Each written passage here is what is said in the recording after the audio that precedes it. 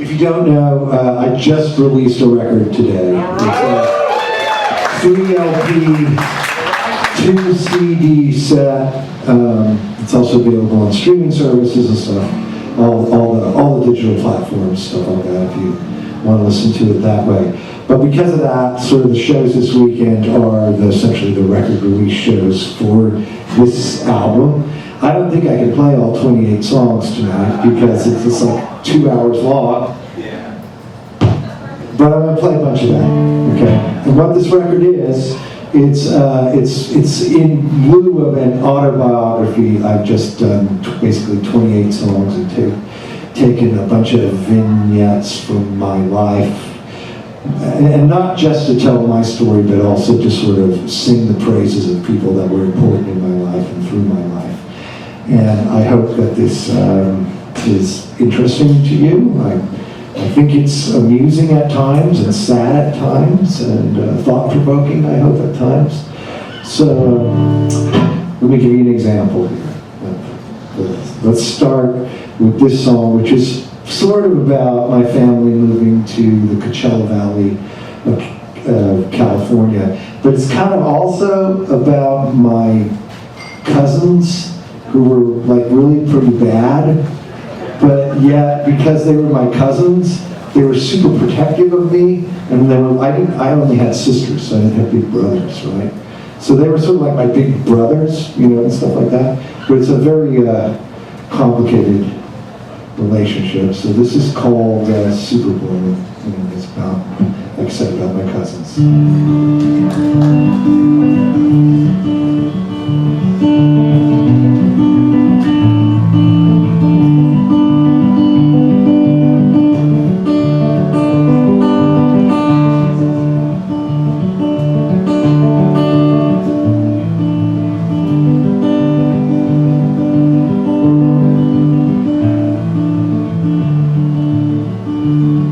Well, storm clouds came up from Mexicali, cast shadows on the Salton Sea. Here my father's family had settled, from Arkansas to the Coachella Valley, like the grapes of wrath in the 70s. My grandfather packed dates near the polo grounds, and he sometimes mowed people's lawns. Grandma was a housekeeper in Palm Springs or the Bermuda Dunes Country Club. One summer I went to stay with my cousins in Indio, and they were fleeing poverty in Arkansas. My uncle was a Hellfire Baptist minister. My cousin Norma Jean, that's her name, she was sweet, but her twin brother's trouble for the law. The twins stole a car and they took me to watch them burn it by the aqueduct. Then they robbed the neighbor's house. I was frightened, ran away, never told my grandfather what they'd done. Then dark-haired Mary in the 8th grade, her mother was from Mexico. Her father was a soldier and she asked me to the dance. Sat in the bleachers, just held hands. One slow dance at the end. It rained and snowed a lot that winter. In the spring came a super bloom. The desert was a sea of orange and purple flowers, from Cabazon on down to Mexico.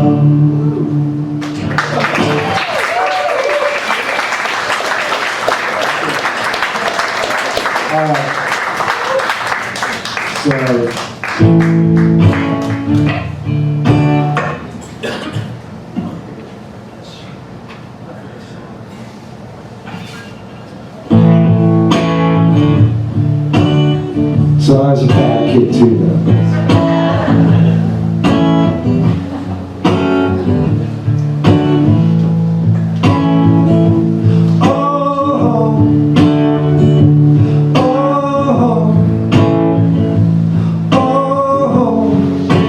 Disneyland jail. I was a good kid, try not to lie much, but there are some things you don't tell mom and dad, like the bottle in the brown bag and the Ziploc baggies I got from the bikers I worked with downtown. They thought I was older, 'cause I worked the night shift, emptying jukeboxes for Mongols MC. So never ride dirt bikes, tripping on mushrooms, through the Dangerman's orchards in the middle of the night. Never climb the water tower, drunk as shit on vodka. You just might end up in the Disneyland jail. We ate all the mushrooms in the Disneyland parking lot. Dale had a puffy down jacket, put the vodka up one sleeve. He looked like a bodybuilder, but only on one side. You took up a t-shirt, stuck it up the other sleeve. So never take mushrooms and ride a space mountain. You just might end up in the Disneyland jail. And never drink vodka and pass out on the monorail. You just might end up in the Disneyland jail.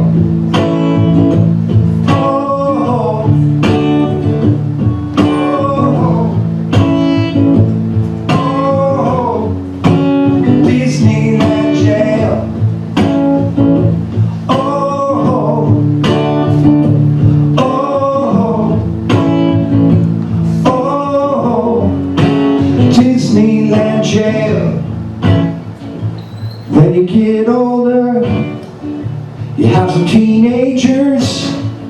You say, oh my God, please don't do the shit that I did. Stay in the chess club, run the student council, keep playing clarinet in the marching band. We'll never take mushrooms or ride a space mountain. You just might end up in the Disneyland jail. Never drink vodka, pass out on the monorail. You just might end up in the Disneyland jail.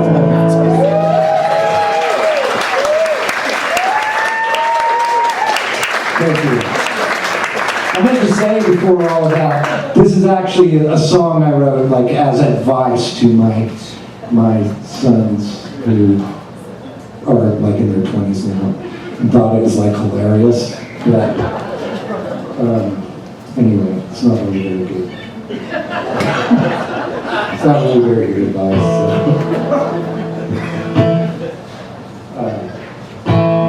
So I had an interesting. I feel like I had an interesting life. My father was in the Air Force, so I've lived all these different places, right? I was born in Texas, then we lived in Arkansas, then we lived in England, then we lived in Spain, then finally we went to Southern California, in the desert, near the desert. Hence that song about the Coachella Valley, right? But Spain was a super weird place to grow up, like at the time, because I was in the 1960s, and they had an actual fascist dictator. I lived in a fascist country under Franco when he was the dictator. And most of the time it was normal, and then every once in a while I think back on stuff and I go, wow, wait a minute, that really wasn't normal. That was like the civil guard, like shooting at protesters or something like that, you know? Or the fact that we used to dig in this field by our house, and it was right next to a military base and stuff like that. We always dug in this field because we always found really interesting things. And then, like, it turned out they were like really dangerous. So let me just. So it's amazing that I'm actually here tonight. And there's like 15 times in this record where I should have died.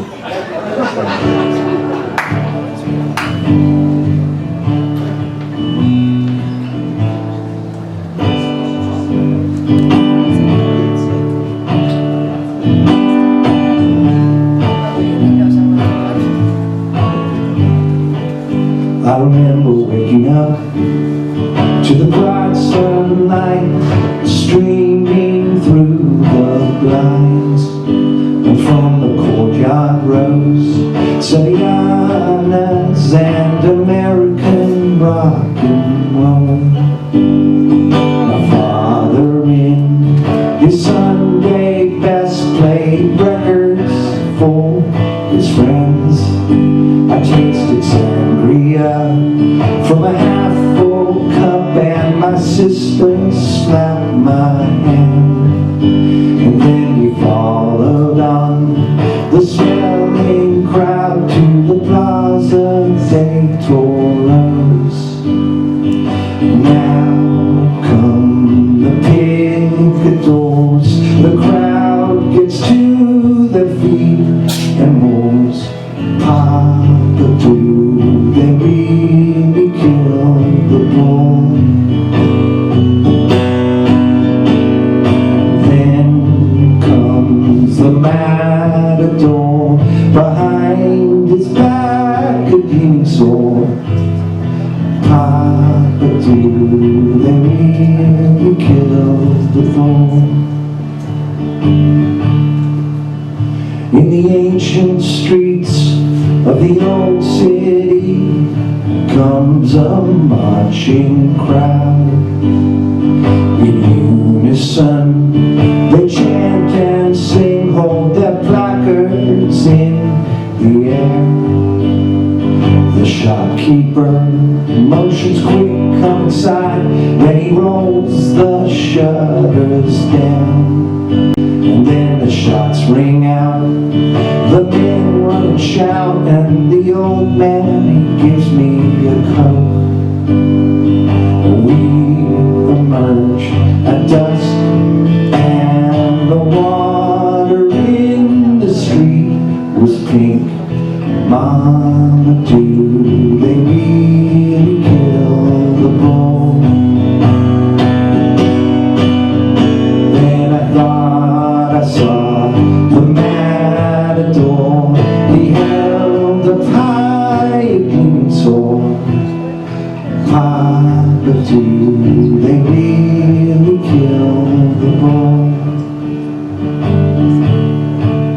We dug a hole in the ground, as boys often do, and we found a bandolier and a German hand grenade from the Spanish Civil War.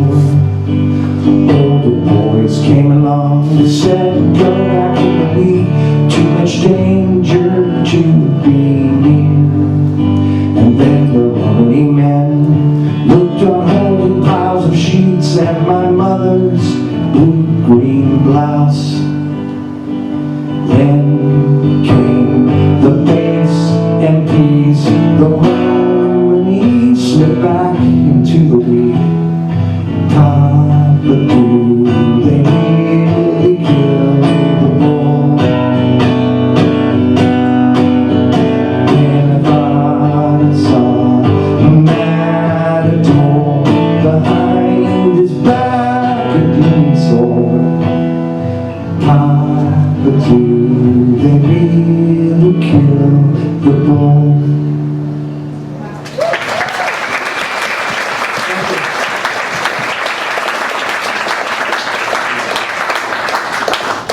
So I got my start in a band called Camper Van Beethoven.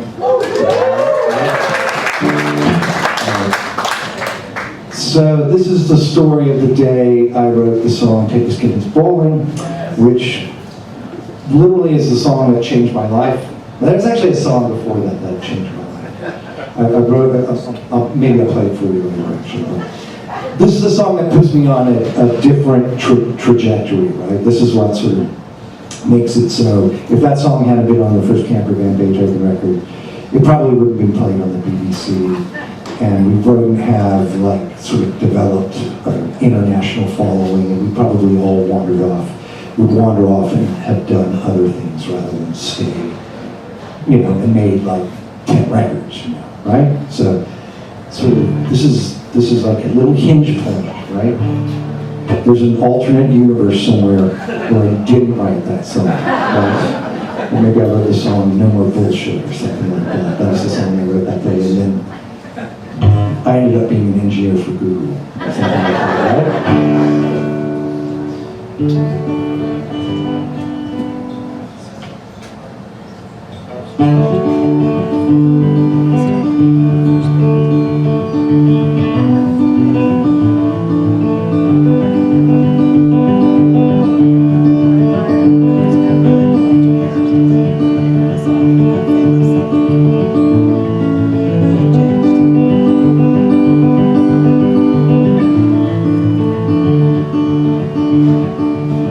I was working in a liquor store in San Bernardino, summer of 1983.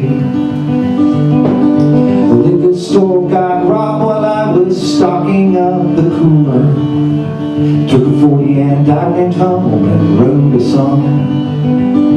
I wrote a song called Take the Skinheads Bowling. So won't you take the skinheads bowling, take them bowling. It's a song that don't mean anything. It's a song that put me on a different trajectory. Take the skinheads bowling, take them bowling. Co-founded the band with a guy named David McDaniel. Had a calling from God and left the band. He went on missions all around the world while I toured around, meeting girls that liked the song called Take the Skinheads Bowling. Take the skinheads bowling, take them bowling. I wrote a song called Take the Skinheads Bowling. Reverend McDaniel built an orphanage. Sadly, you've never heard of him, and you barely heard of me, though I wrote a song called Take the Skinheads Bowling.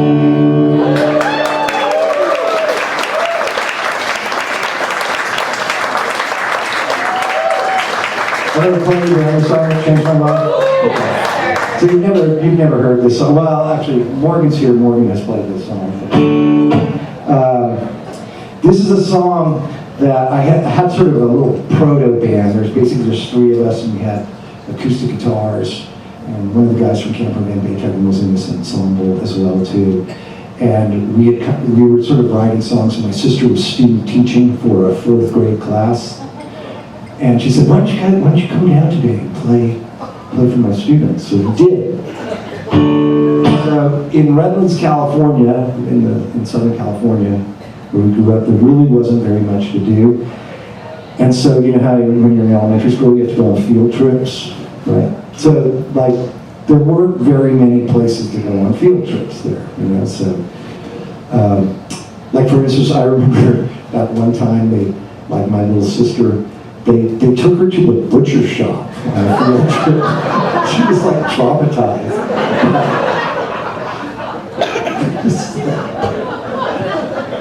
It's serious. The world was so much more coarse back then, Anyway, but there's this one place that every year, because it is kind of a cool thing, like some rich, like Gilded Age, like gazillionaire had settled in Redlands in the 1880s, and he had all of this Lincoln memorabilia, President Lincoln memorabilia, right? And so there's a shrine to President Lincoln in Redlands, California for no fucking apparent reason. It's just like completely random. But like people come there and like look at the record, the letters that he wrote, there's crazy stuff there, right? So you go there every year, right? So we whipped up this little song here. It's like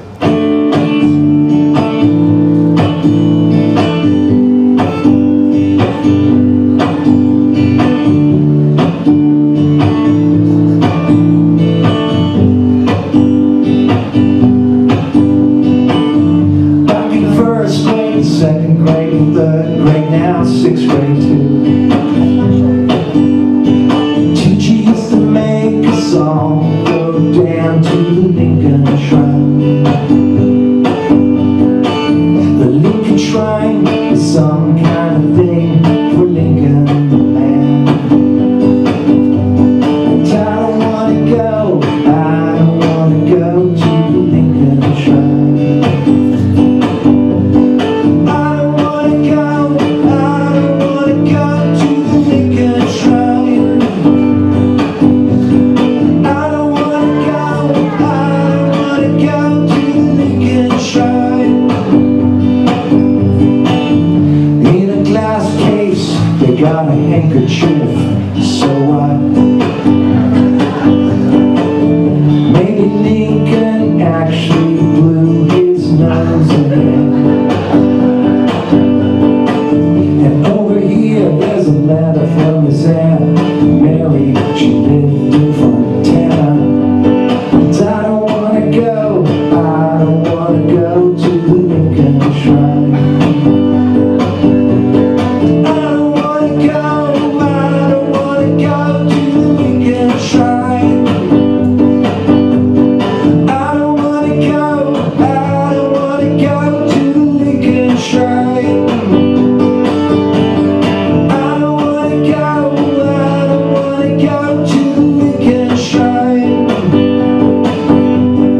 I don't wanna go, I don't wanna go to the Lincoln Shrine. So as you can imagine, fourth graders totally got into this. They were like singing it like the top of their lungs with us, of course. All the other teachers came out of the classrooms, came down the hallway, was looking in our class to see what was going on. And the thing that you desperately try to find again as a musician in your life happened that moment, right? You wrote a song and everybody sang along with it, and you were like, wow, that's amazing. I need you to spend the rest of your life chasing that.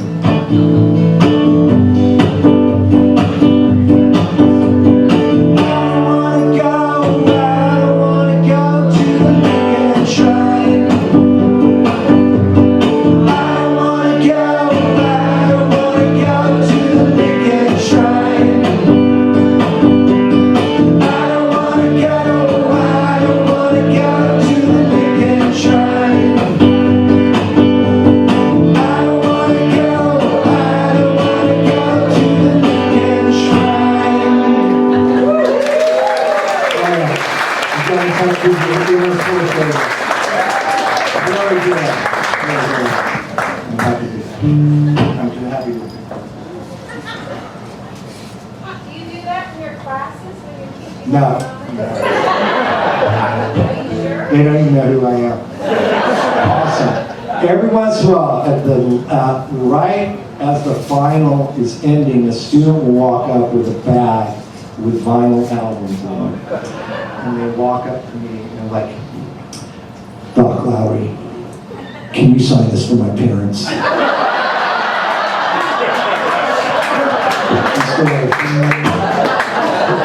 By the way, we went to Iraq once with Cracker. We played all these patrol bases and stuff like that. And I shit you not, the very first interaction we had is this guy comes walking, you know, the classic Oakley's, totally buff infantryman comes walking up. He's got a Cracker CD, and we're like, yes, this is going to be really great. Sir, could you sign this for my father?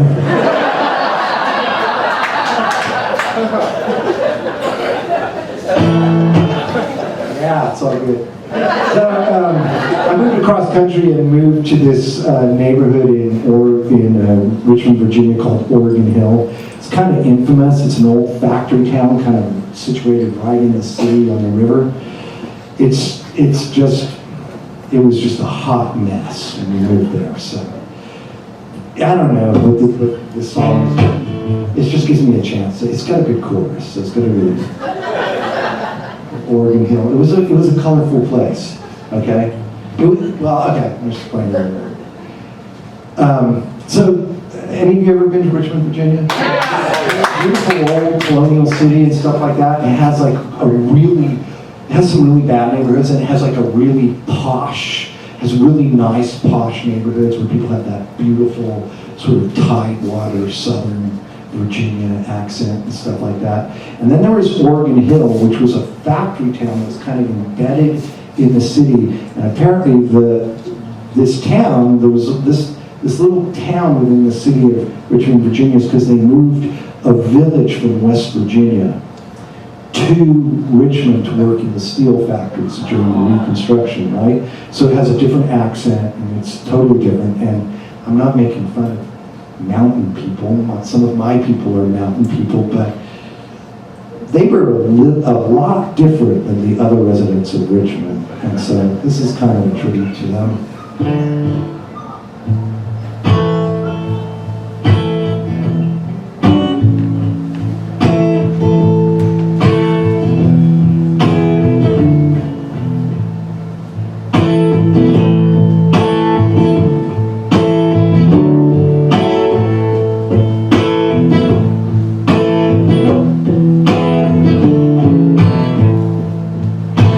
First night in Oregon Hill, there was a hootenanny on the porch. Let it roll, let it roll, let it roll down that hill. On the second night in Oregon Hill, there was a brawl out in the street. Let it roll, let it roll, let it roll down that hill. People took sides, one corner or the other, while the street light lit the scene. Big bearded man with a knife and a shovel, and the skinny man got a chain. On the third night in Oregon Hill, well, I finally got some sleep. Let it roll, let it roll, let it roll down that hill.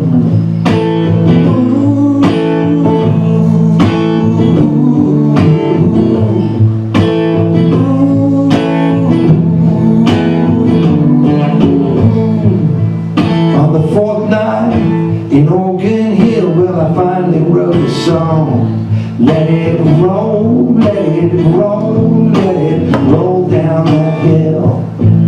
On the fifth night in Oregon Hill, I met two brothers, both named Fred. Let it roll, let it roll, let it roll down that hill. They lived in an unheated warehouse space down in the Shaka Slip. Played guitar with their band one time, and the rats, they ate my chords. On the sixth night in Oregon Hill, I met my future ex-wife. Let it roll, let it roll, let it roll down that hill.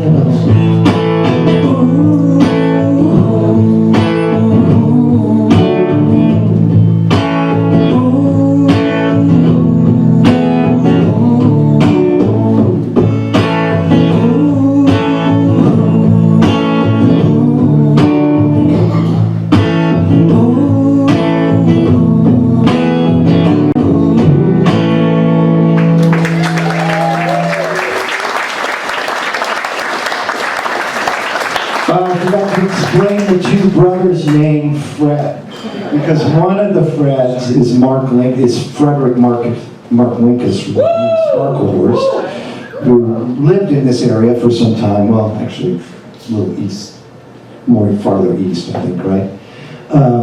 Farther west, sorry, further west from there. But just because this is like, anyway, he's from the mountains of Western Virginia. And this is classic mountain humor, right? He told me that his brother was also named Fred. It wasn't true. Right? Just complete dry little mountain humor. I'm gonna feed this thing to this guy, and he's gonna feed it out to the other people. And it's gonna come back to me, and I'm gonna sip a little bit of whiskey and go, it's like, the weirdest sense of humor. But his name was Fred, really, but he went by Mark, so it was completely plausible. Let's make those Flatlanders think we're all crazy Indians, right? That's what that joke is, right? All right. So, I have a song that tells the story of Cracker, sort of the 17 years that Cracker was on a major label, right? I'm going to try to do this in 3 verses, okay? And the thing about, another funny thing that sort of happens throughout my life is like, yeah, I'm just kind of in this band and we have some hits and stuff like that, but every once in a while we brush up against somebody really famous, just kind of like randomly or something like that. So one of the things that happened when we first started Cracker was that we weren't making any money, right? Camper Van Beethoven broke up, we had a record deal, but you get enough money to record the record, you don't have any money, right? And our manager didn't have any money, so he was delivering, he was a process server. Do you know what process server is? Do they call it the same thing out here? This, like some states, the sheriff comes and delivers legal papers to you, right? But in California, private people can do that, and that's what he did. And anyway, I went with him, often would go with him so we could talk band business while we served people's papers, right? And this one time, he's like, hey, I've been trying to get this guy, there's a really big bounty on this guy. I'm like, who is he? And he's like, I don't know, Milliken something? It's Michael Milliken, right? So we went around the back of the building into the loading area because he had a hunch that he was coming in through the freight elevator, the loading dock. Sure enough, he was, and he served Michael Milliken. But I'm standing there talking Cracker business with him while he's doing this, right? So we didn't know who he was. He was a junk bond king and went to jail for.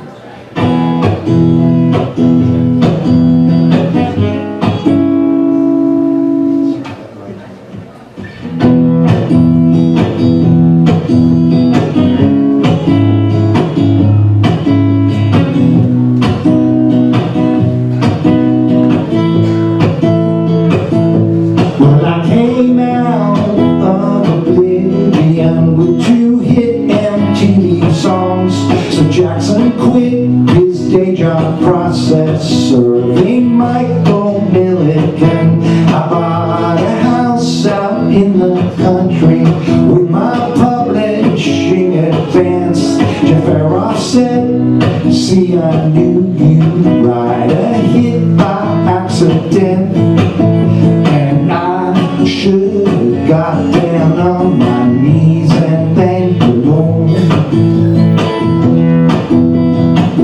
'cause it don't last long. Enjoy it while you can. It don't last long.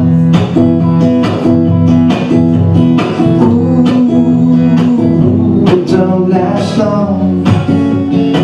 Enjoy it while you can. It don't last long. The second album we recorded out in Pioneer Town. We tried to rent Frank Sinatra's house, but the realtor shut us down. The album spawned 3 more singles. None of them sounded like grunge, but we were selling out theaters. It's timing and it's luck, and I should have got down on my knees and thanked the Lord. Don't last long. Enjoy it while you can.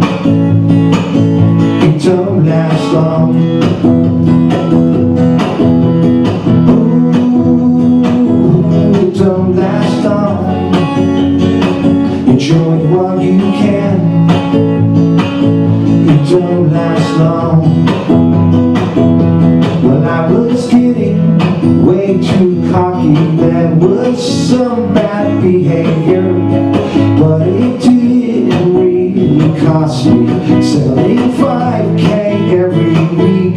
But then I taught the audience to sing the record company president's direct line telephone number. We were dropped in just a week, and I should have got down on my knees and thank the Lord. 'cause it don't last long. Enjoy it while you can. It don't last long.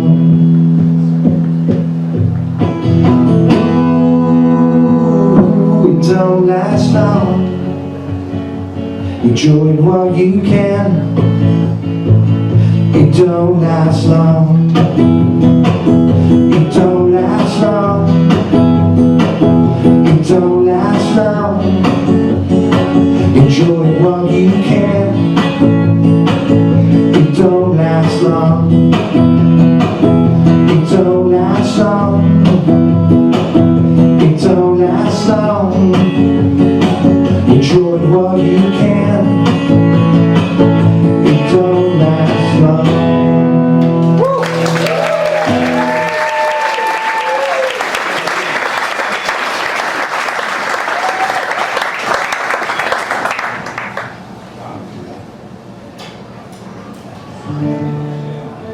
One good thing about playing in the Southeast, there's a lot of people who are damaged by Vacation Bible School.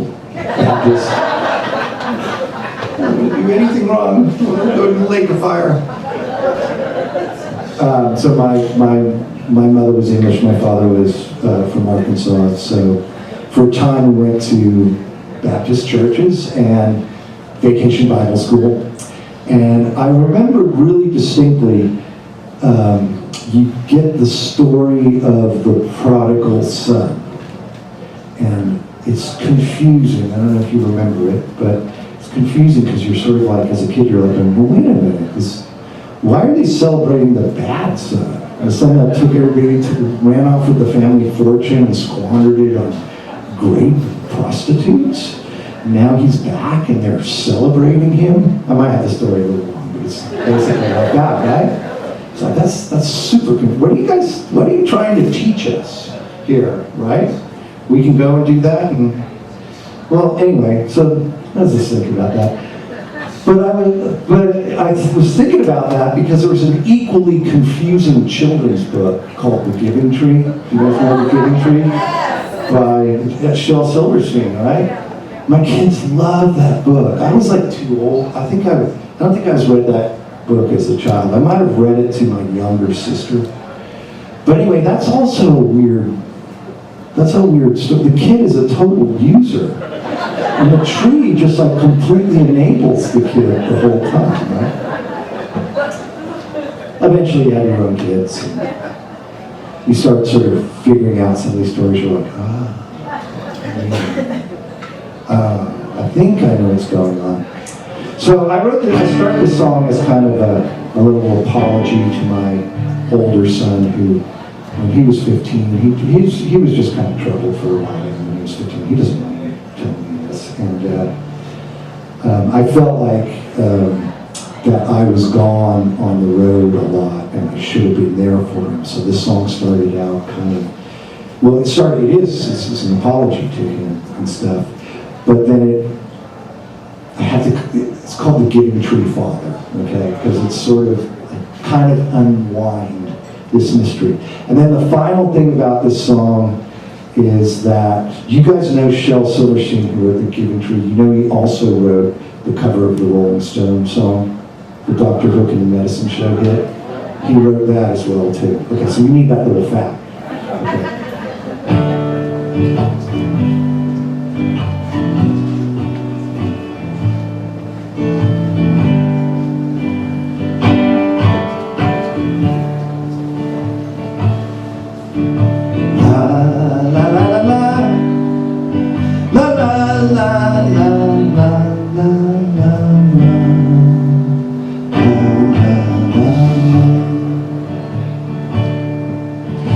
Where you gonna go, my black-haired son? You can't be the prodigal one. Your mother, she's asleep, and the winter is deep. White snow between the old leafless oak. We can go for a ride, all the roads they are fine. Black velvet ribbon of the Blue Ridge Parkway, while Apex Twins softly beats from the speakers. I'm sorry I gave you my black chemistry.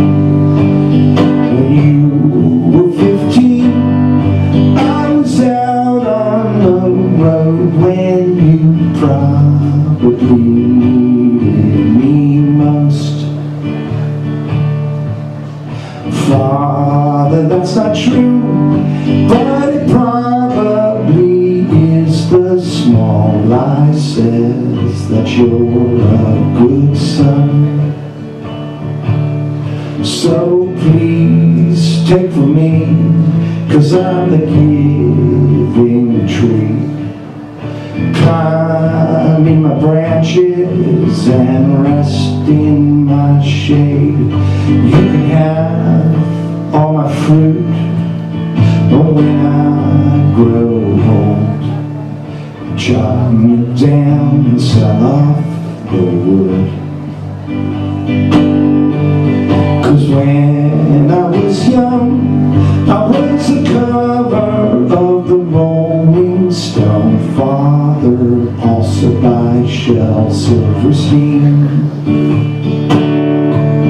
But now that you're my son, I'm the giving tree, Father, and that's what you gave to me.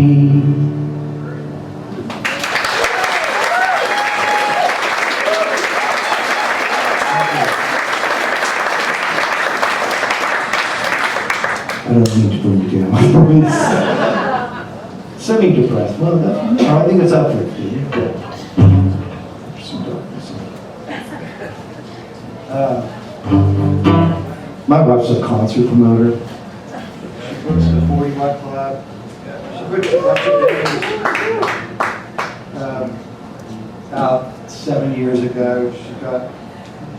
she couldn't turn it down, but she got a job as a executive vice president of Live Nation, sort of supervising a bunch of venues. I know we're part of the evil empire now and stuff like that, but health insurance, pensions, and stuff like that. But I sometimes go with her on these business trips where I get to be the civilian. It's like I'm walking into a venue and I'm like not having to play there or something like that. So we went to Miami one time, and what we didn't realize was that there was this famous art show, Art Basel, you know about it, in Miami. We went to Miami. We were like wondering why there were no hotel rooms and everything was like super expensive. But then we're like, okay, just charge it to Live Nation, who cares? And but we went there. But it's also kind of, it's like spring break for crypto billionaires who want to invest in art, right? It's like the most sort of debauched, sort of crazy thing that I've ever been to, and I was in a rock band in the 90s. This is verbatim. I took some notes when we got there. This is just verbatim. Right? ATL Delta Airlines to MIA. Accidentally went to Art Basel on this day. I'm a civilian spouse tagging along on my wife's business trip. She's a Live Nation music business executive. 9 a.m. a movie producer drinking Mai Tais in the pool.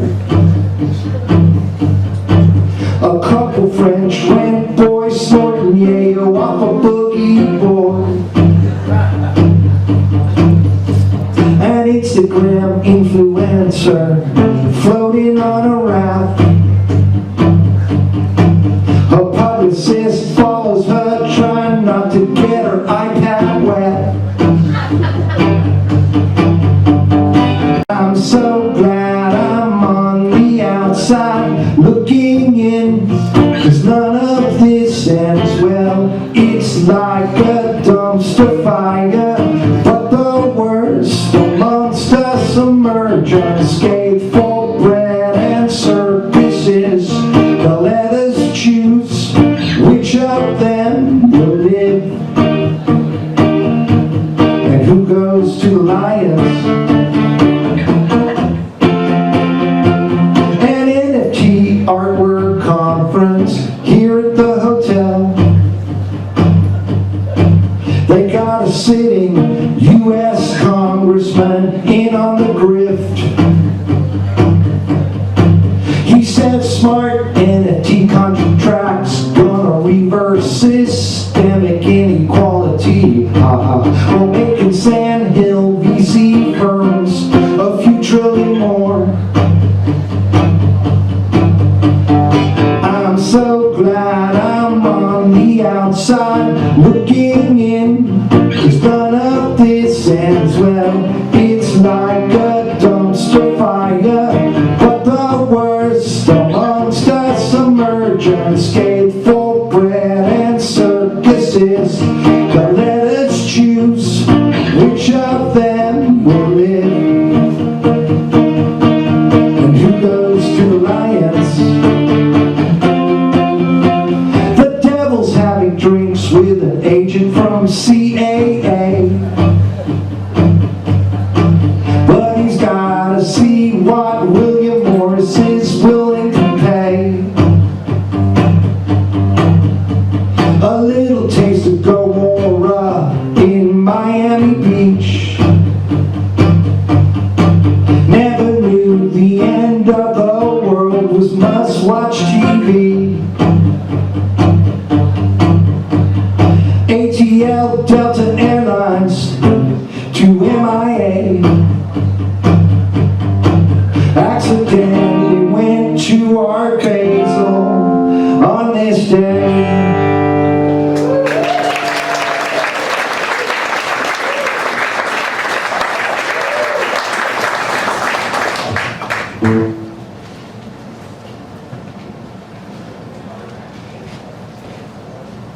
I talk so much, I'm having to probably have to skip a couple songs here.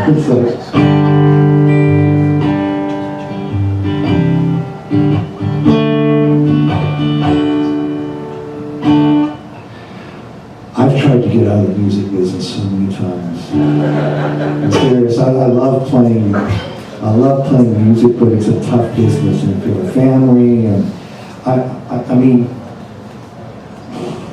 it's sort of not a tough business. It's fun compared. Digging ditches is a hard business. Okay, that's much harder than what we do. But there's something about it that after a while you realize it's driving you crazy. So I've tried to get out a number of times. So here's my story about trying to get out several times and what I did. But the problem is that every time I try to get out, they pull me back in again, okay? It's kind of the songs. It's sort of like, oh wait, I'm not singing that song. I like that song. I'm kind of proud of that song. I need to go someplace and sing it for somebody, because those are my friends, right? The songs. It's kind of sad too. Think about that. I have no friends except for these imaginary songs, right?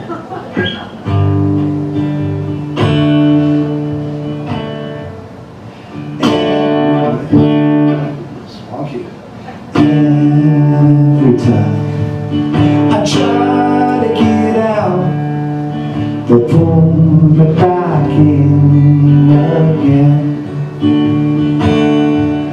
I try to go straight, try to keep myself a day job, but I miss my songs and my friends. I work in a motel in Panama City, the end of a cross-country tour. Sick as a dog and the maids, they are shouting, don't think I can do this no more. Still every time I try to get out, they pull me back in.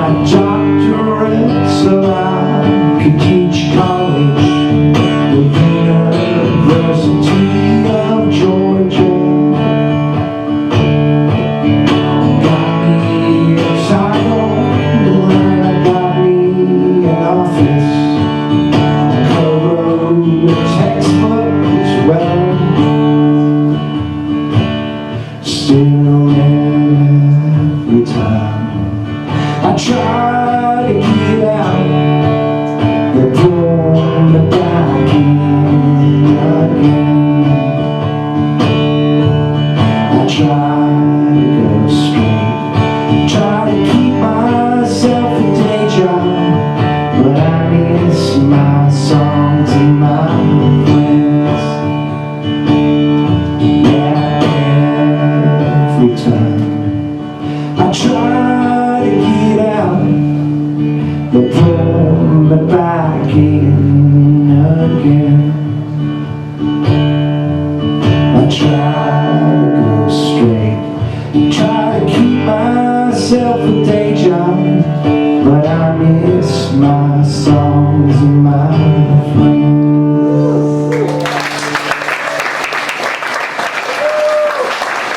Thank you.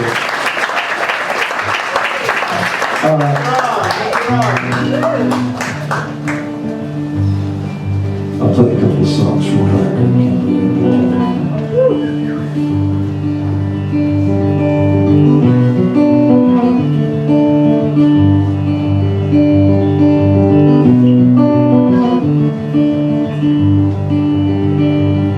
Say goodbye to Miss Jenny, sleeping on a subway grave. Say goodbye to all the ladies waiting for the tricks to show. Got $100 more than I need to score. Got $100 just enough to get me home. Yeah, I'm going back home to the cotton fields, to the almond grove, to the old homestead. See my mom and pop, my big brother Jack went to Kandahar, but he never come back. Never come back. Came from Maricopa, had no family left. Worked at Port of Oakland, fell in with the narco set. Ended up a junkie, living in my brother's car. Don't shed a tear for me, home ain't so far. Yeah, I'm going back home to the cotton fields, to the almond groves, to the old homestead. I see my mom and pop, my big brother Jack. He went to Kandahar, but he never come back. No, never come back.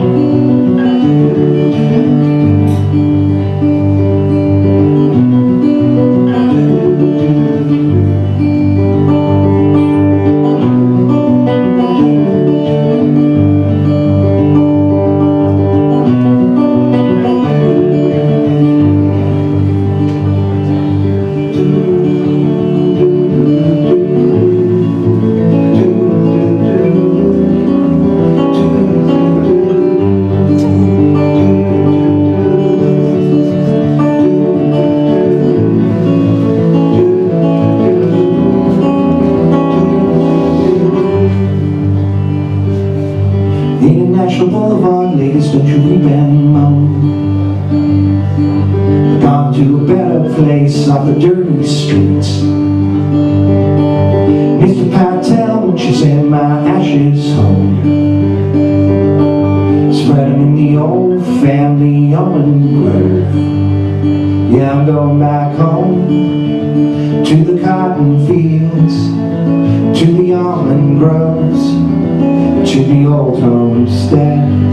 See my mom and pop, my big brother Jack went to Kandahar, but he never come back. Yeah, I'm going back home to the cotton fields, to the almond groves, to the old homestead.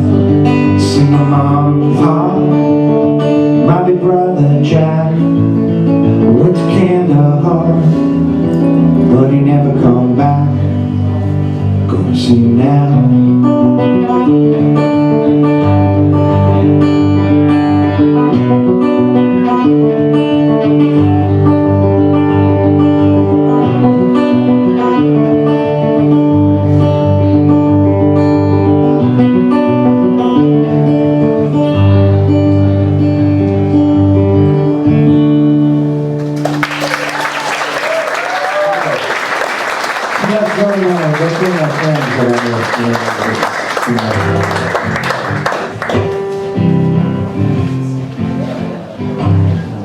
Let's do this.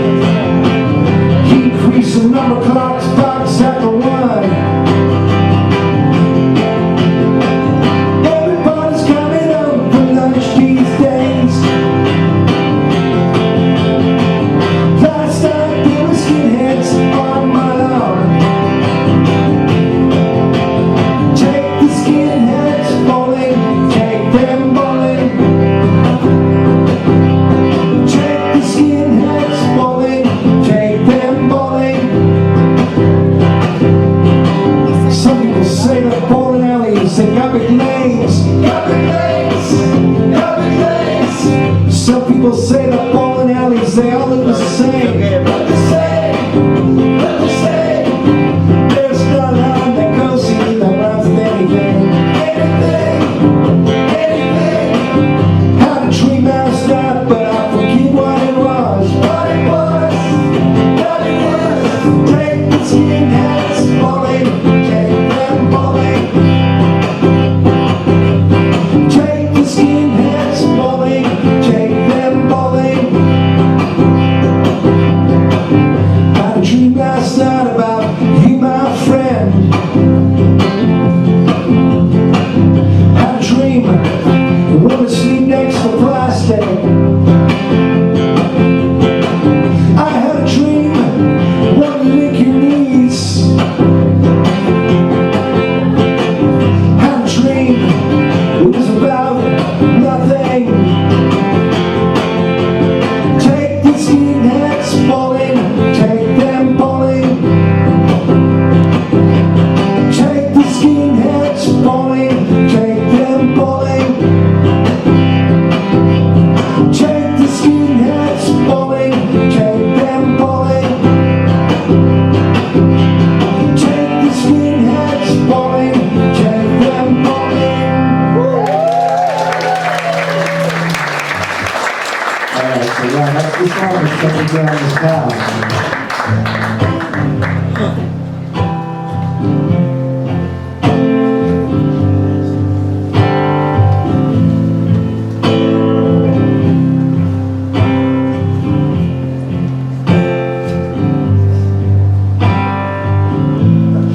Cigarettes,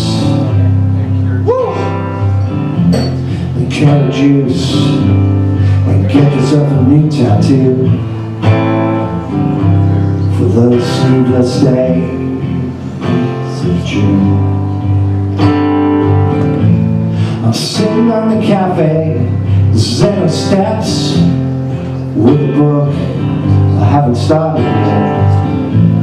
Watching all the world go by.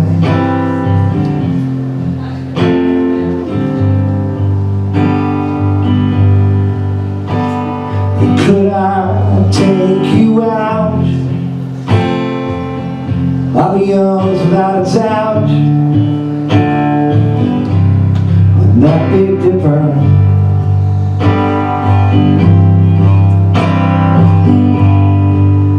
And if the sound of this, it frightens you, we could play it real cool and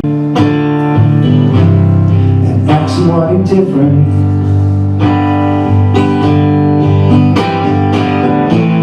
And hey June, why'd you have to come? Why'd you have to come around so soon? I wasn't ready for all this nature.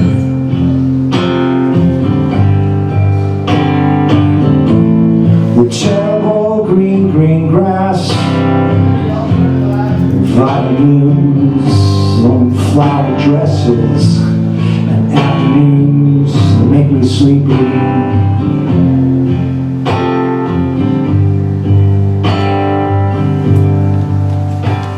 Well, we could wait a while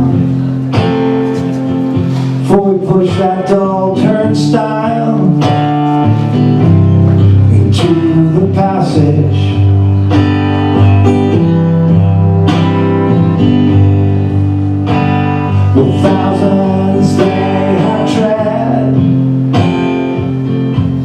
and others sometimes fled before the turn came.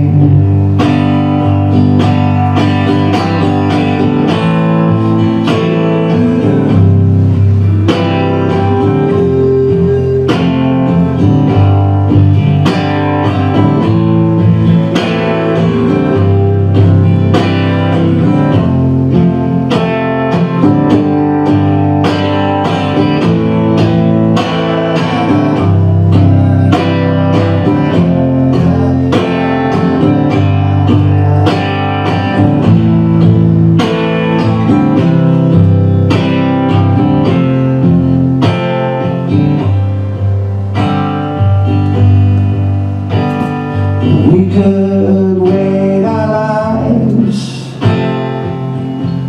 before chance arrived, before the passage.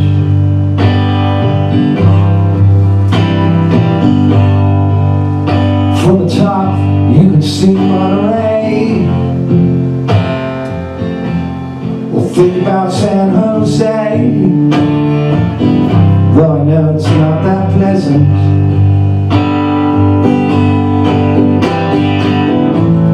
And hey Jude, brother of the famous Jack, or so he likes to say, lucky bastard.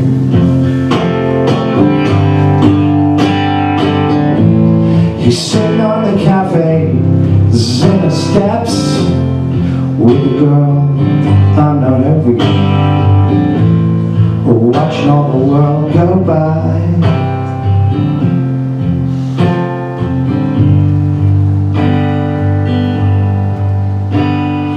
Boy, you're looking back.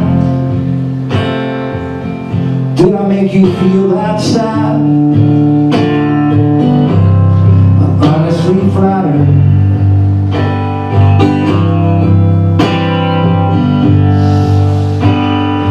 If she asked me out, I'll be hers without a doubt. I'm that big dipper.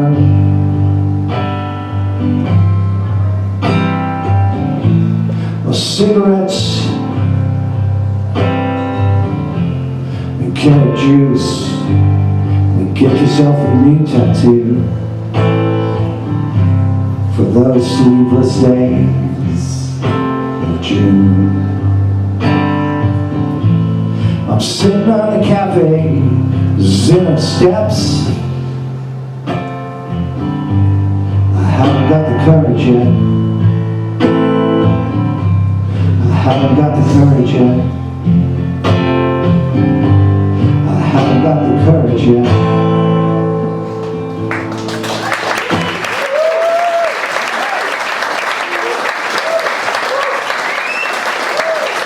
Are you guys familiar with what the British call rhyming slang?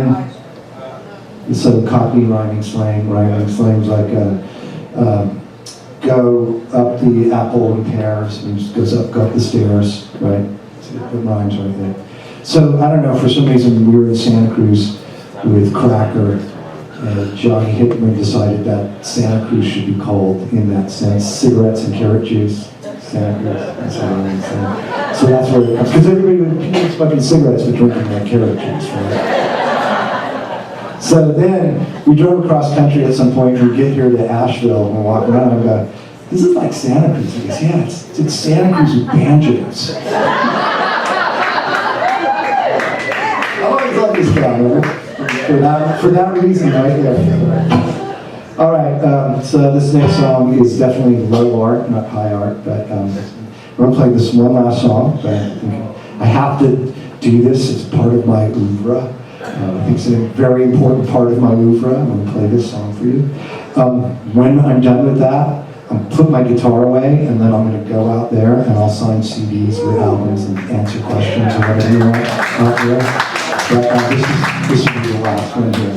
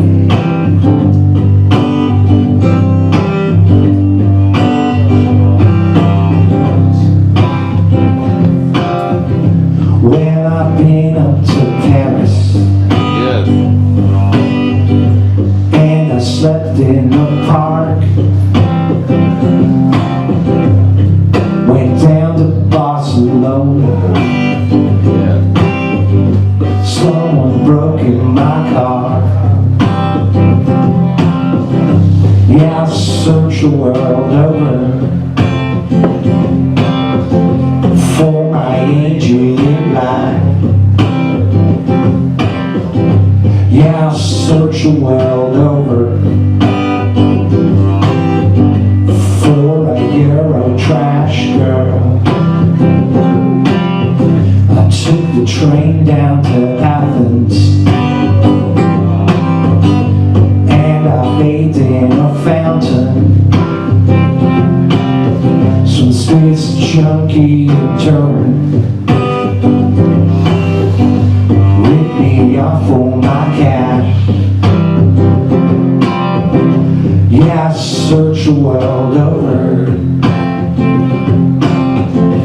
for my angel in black. Yeah, I search the world over for a Euro trash girl. The CRS on the metro, they shook me down for a ride. On my knees for the sergeant when my passport arrived. Yeah, I search the world over for my angel in black. Yeah, I search the world over for a Euro trash girl. Euro trash girl. Euro trash girl. Euro trash girl. My Euro trash girl. I call my mom from a payphone. I said I'm down to my last. She said I sent you to college. Now go call your dad. And the waitress that he married, when she hung up the phone, you know she never did like me, but I can stand on my own. I sold my plasma in Amsterdam. I spent it all in one night, buying drinks at the milk crate for a soldier in drag. Yeah, I search the world over for my angel in black. Yeah, I search the world over for a Euro trash girl. Euro trash girl. Euro trash girl. Euro trash girl.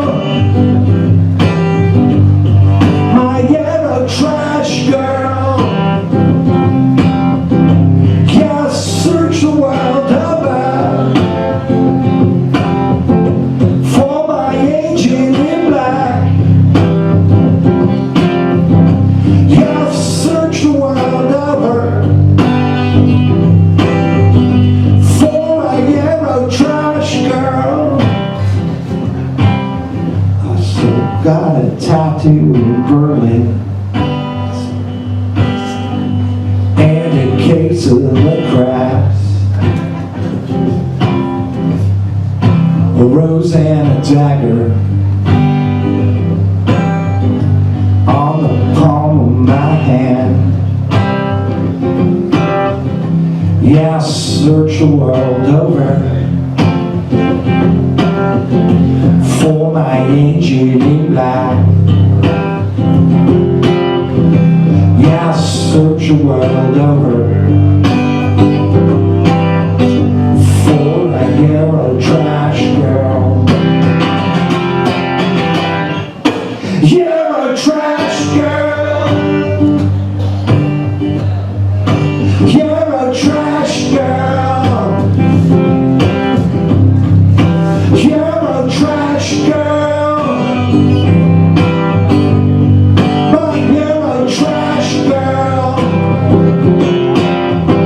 You're such a wild over for my angel in black. Yeah, search a world over for a yellow trash girl.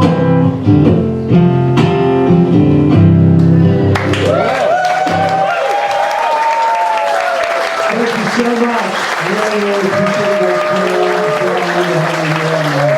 record release day. Thank you so much. I'll be walking out there in just a few minutes and I'll